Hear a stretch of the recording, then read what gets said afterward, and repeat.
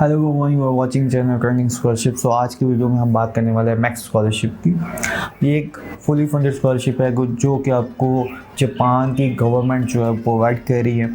Pakistani students के लिए ये ओपन हो चुकी है। इसकी जो डेट्स हैं, एप्लीकेशन डेट्स हैं, वो अप्रैल से मई तक। इसकी लास्ट डेट 31 मई है, तो उससे पहले आप इस स्कॉलरशिप को अवेल कर सकते हैं, इसमें अप्लाई कर सकते हैं। जो स्कॉलरशिप्स अभी जो है वो ऑफ़र की गई हैं, इसमें मैक्स रिसर्च स्कॉलरशिप है, मैक्स अंडर ग्रेजुएशन स्कॉलरशिप है।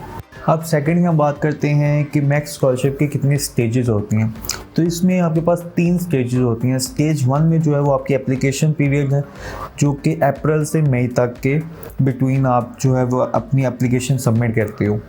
सेकेंडली, इसकी जो आपको नोटिस आएगा कि आप पास आउट हुए हैं या आपको ये स्कॉलरशिप आप अवेल नहीं कर पाए, वो जून में आ जाएगा।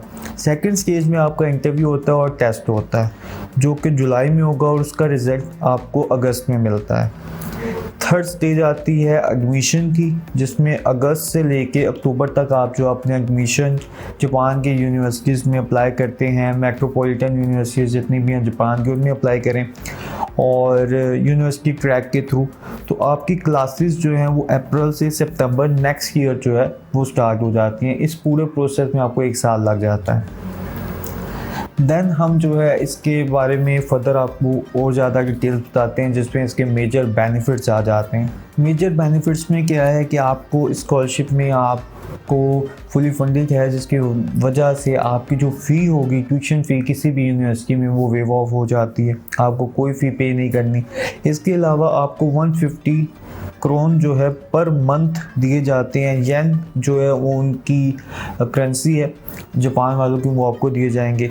आपको एयर टिकट दिया जाता है, जो कि रिटर्न टिकट होता है। जब आपकी सेमेस्टर आपका स्टार्ट होता है तो आपको एक जापान में आने का टिकट दिया जाता है, और जब आपकी स्टडीज़ कंप्लीट हो जाती हैं तो फिर आपको एक टिकट दिया जाता है, आप अपने होम टाउन चले जाएं। और सबसे मेन और सबसे अच्छा जो बेनिफिट इसका ये है कि आप नो कॉन्ट्रैक्ट, कोई कॉन्ट्रैक्ट नहीं होगा। आप जब चाहें अपनी कंट्री आ सकते हैं और जब चाहें आप वहाँ पे स्टे करके अपनी जॉब्स जो है वो अवेल कर सकते हैं। इसके अलावा मैं आपको बताता हूँ कि आप जापान को क्यों चूज़ करते हो। सबसे पहले मेन क्वेश्चन होता है जब भी किसी भी कंट्री में आप अप्लाई करते हो, why you are choosing this specific country. तो जापान एक ऐसी कंट्री है जो सेफेस्ट कंट्री के तौर पर जाना चाहता है पूरी दुनिया में। सेकेंडली, इसमें लोग इतने आपकी जॉब्स बहुत ज़्यादा हैं, आईटी से रिलेटेड, इंजीनियरिंग से रिलेटेड, मेडिकल की फील्ड में, आप जिस भी फील्ड में लाई करते हो वहाँ की जॉब्स बहुत ज़्यादा हैं। थर्ड नंबर पे अगर मैं इसके बेनिफिट उसकी बात करूं कि जापान को क्यों चूज़ करना चाहिए, तो इसलिए कि यहाँ के पीपल बहुत ही ज़्यादा जो है वो हॉस्पिटैलिटी के साथ मिलते हैं। आपको ऐसा लगता है कि आप अपने ही सेकंड होम में बैठे हुए हो। इसके बाद हम आगे चलते हैं और आगे चल के जो है वो मैं आपको इसका सारा प्रोसीजर बताता हूँ। अब हम जो है वो मैक्स रिसर्च स्कॉलरशिप पे क्लिक करेंगे और इसकी सारी डिटेल देखते हैं, इसके जो डॉक्यूमेंट्स रिक्वायर्ड हैं वो देखेंगे। इसके अलावा मैक्स अंडर ग्रेजुएशन स्कॉलरशिप, इन दोनों को डॉक्यूमेंट्स वगैरह सेम है, तो हम इन दोनों में से किसी एक को देख लेते हैं। तो जब हम इनके ऊपर एक भी किसी लिंक पे क्लिक करेंगे तो आप अगली लिंक पे आ जाएंगे। तो इस तरह का पेज आपके पास शो होगा और इसकी जो लास्ट डेट है वो 31 मई 2023 है। यहाँ पे जो डॉक्यूमेंट्स चाहिए आपको, वो डॉक्यूमेंट्स मैं आपको दिखा देता हूँ। सबसे पहले आपके पास एक आपका एप्लीकेशन फॉर्म होता है, वो सारी चीज़ें मैं आपको फिल आउट करके दिखाता हूँ।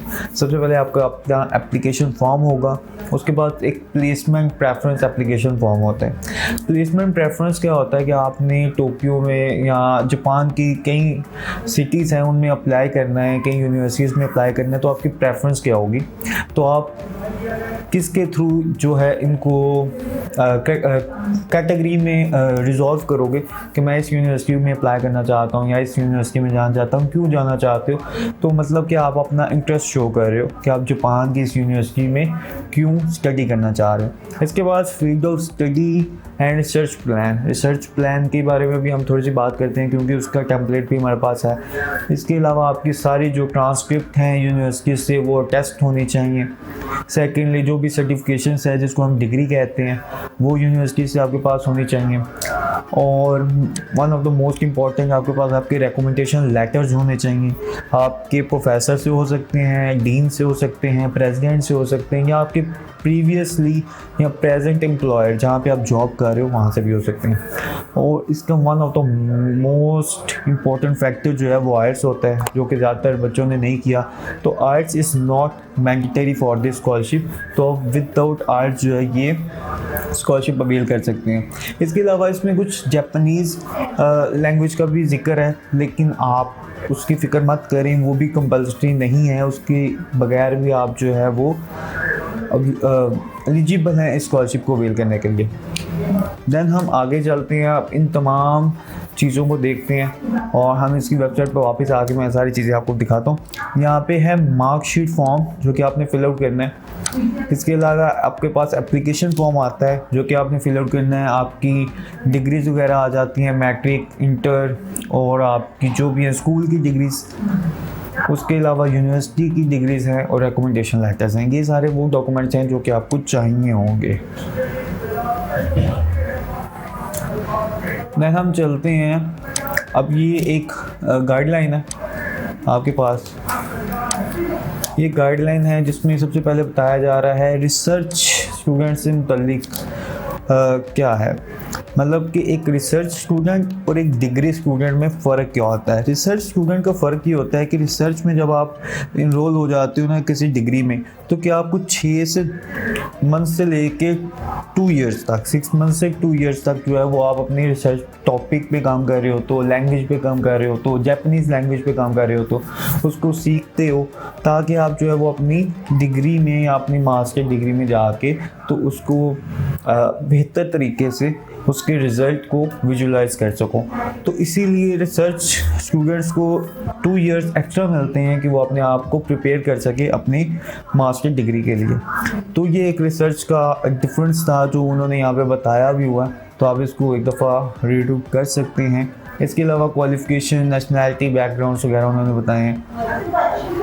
देन जो है वो आपके पास स्कॉलरशिप के बेनिफिट्स हैं जो कि मैंने आपको बताया है कि वो आपको कितने पे करते हैं, ट्रैवलिंग एक्सपेंसेस हैं और सब कुछ जो है आप इस स्कॉलरशिप के अंदर फुलफ़िल हो जाता है।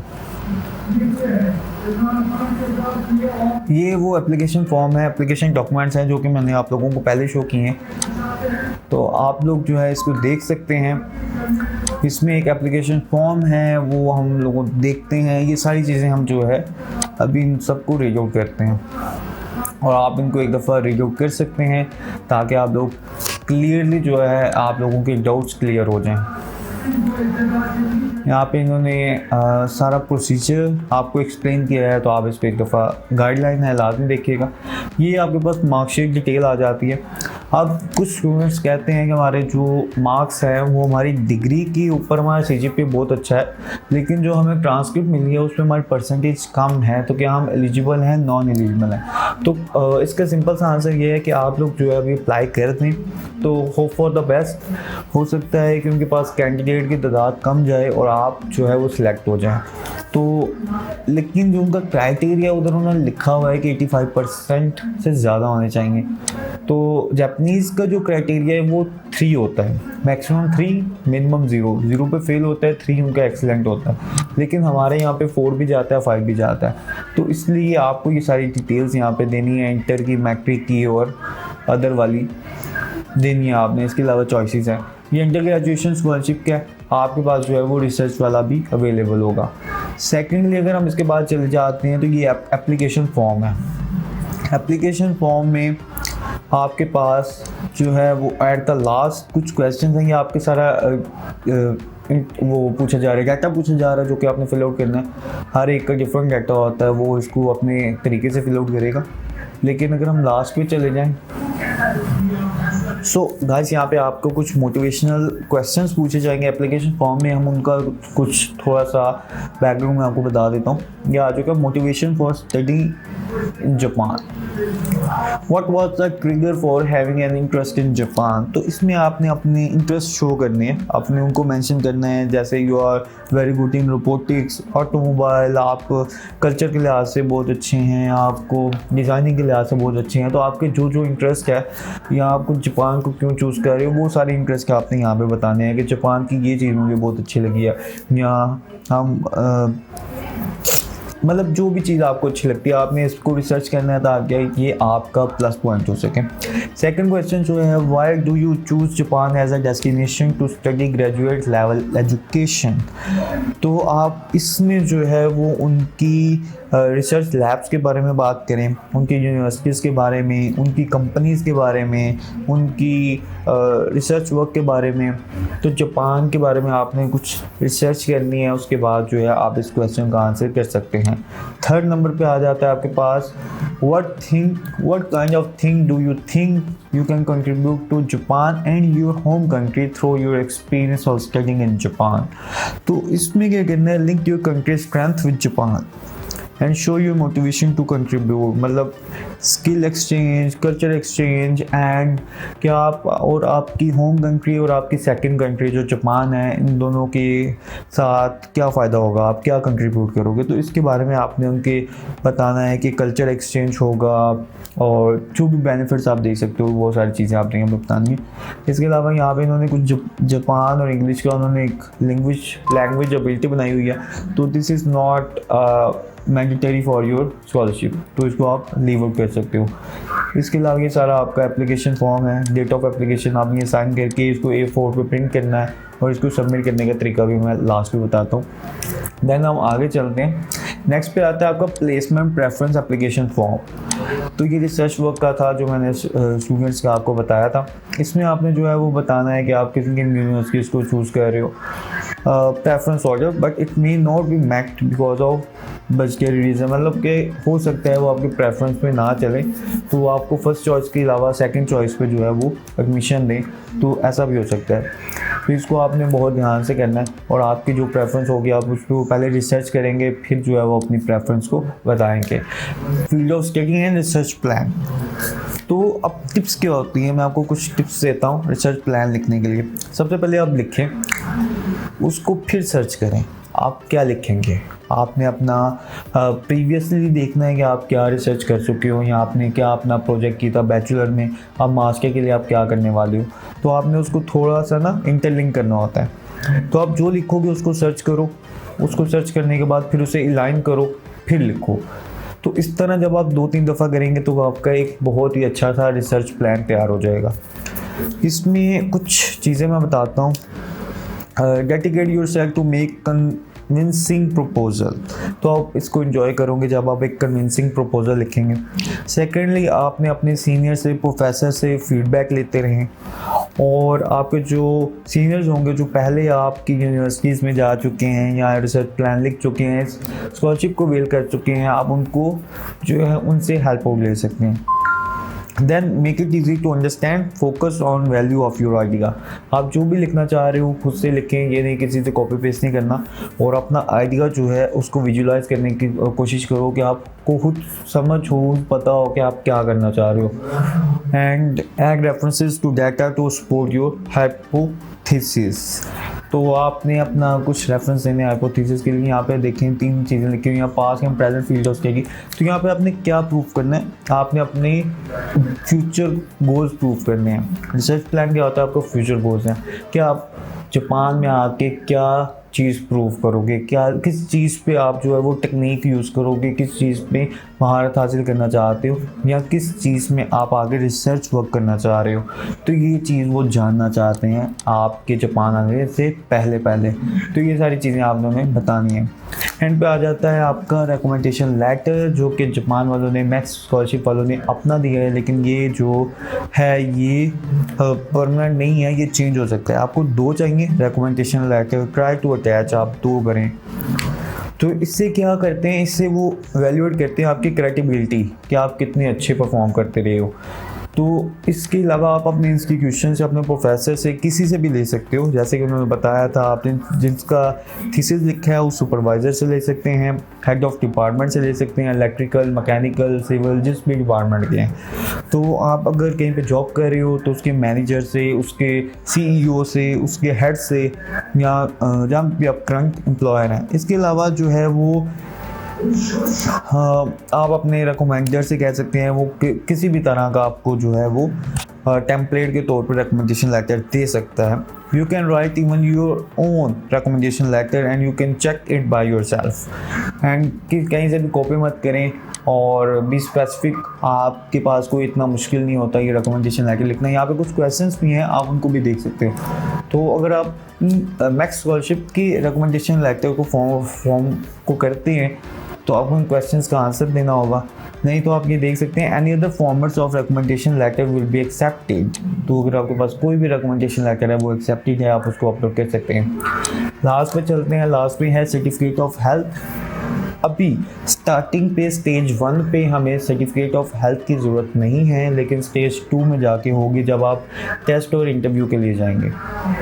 तो अभी से ये फॉर्म जो है वो आप इसको फिल आउट करना स्टार्ट कर दीजिएगा। जब से ही आप सबमिट कर लेते हैं देन आप इस पर काम करना स्टार्ट कर सकते हैं। उसके अलावा मैं आपको कुछ बातें बताता हूँ जो कि आपको पता होनी चाहिए, जो कि लोग पूछते हैं। अब एप्लीकेशन आप कैसे प्रोफेशनली सबमिट कर सकते हो। आपने इसको टाइम में सबमिट करना है, आपने कोई ग्रामरली मिस्टेक नहीं करनी, कहीं से कॉपी नहीं करना, और ऑर्गेनाइज डॉक्यूमेंट विद सेपरेटर्स। देखिए डॉक्यूमेंट जो है वो आपकी एक पहचान होगी इवैल्यूएटर के लिए, जो इवैल्यूएट कर रहे हैं आपको। तो ये बहुत अच्छा इम्पैक्ट होगा कि अगर आप अपने डॉक्यूमेंट्स को जो है वो समराइज करें और डिटेल के थ्रू उनको 1 बाय 1 जो है अलाइन के साथ आप उनको सबमिट करें, तो ये एक बहुत अच्छा इम्पैक्ट होगा। सेकेंड, जो कॉमन क्वेश्चंस हैं वो मैं आपको बता देता हूँ। 80% इन द प्रीवियस डिग्री आपकी बैचलर हो सकती है, इंटर हो सकती है। एज लिमिट जो है वो ये है कि आप बॉर्न आफ्टर 1989 के बाद बॉर्न हुए हैं, तो ज़्यादातर यही होता है। और इसके अलावा जो माना होता है मेन है कि नो आइल्स और जापानीज़ रिक्वायरमेंट, लैंग्वेज रिक्वायरमेंट। और इसमें आपके पास हर फील्ड जो है वो अवेलेबल है, एलिजिबल है, हर फील्ड के स्टूडेंट इसको अवेल कर सकता है। और स्कॉलरशिप अमाउंट इतनी ज़्यादा है कि वो आपके लिए इनफ है कि आप यहाँ पे स्टे भी कर सकें और अपने तमाम ज़रूरियात ज़िंदगी को जापान के अंदर फुलफ़िल कर सकें। तो इसके बाद जो है जब आप ये साइट अटैक कर लेंगे देन आपने जाना है जापान की वेबसाइट पे, and application should be unstapled and printed on A4 size paper. Certificate and document other than those mentioned above will not be considered. In principle, applicants should be willing to carry out their academic studies in Japan in Japanese. Applicants who wish to appear for test and interview in Islamabad, तो वो इस पे जो है वो अपने documents send करेंगे। और जो कराची में करना चाहते हैं एप्लीकेंट्स, वो इस जगह पे अपने डॉक्यूमेंट जो है वो सेंड करेंगे। यहाँ पे लिखा हुआ है कि उन लोगों ने इतने ज़्यादा एप्लीकेशन रिसीव की जाती हैं हर साल कि वो हर एक को कांटेक्ट करके ये नहीं बता सकते कि आप शॉर्टलिस्ट हो या नहीं हो। तो जो लोग शॉर्टलिस्ट होंगे सिर्फ उन्हीं को एंटरटेन किया जाएगा, उन्हीं को बताया जाएगा। तो इसलिए अगर आप लोगों को मैसेज नहीं आता तो you think that you don't avail this scholarship at that time, so you can prepare your documents for the next year. So thank you so much. ये थी हमारी आज की वीडियो। अगर आपको वीडियो पसंद आई हो तो हमारे चैनल को लाइक करें, सब्सक्राइब करें, और इसके अलावा जो इसका स्टेप 2 है और स्टेप 3 है उसके भी हम वीडियो बना के आप लोगों के पास बहुत जल्दी ला रहे हैं ताकि आप लोग जल्द से जल्द स्कॉलरशिप को अवेल कर सकें। Thank you so much. अल्लाह हाफिज़।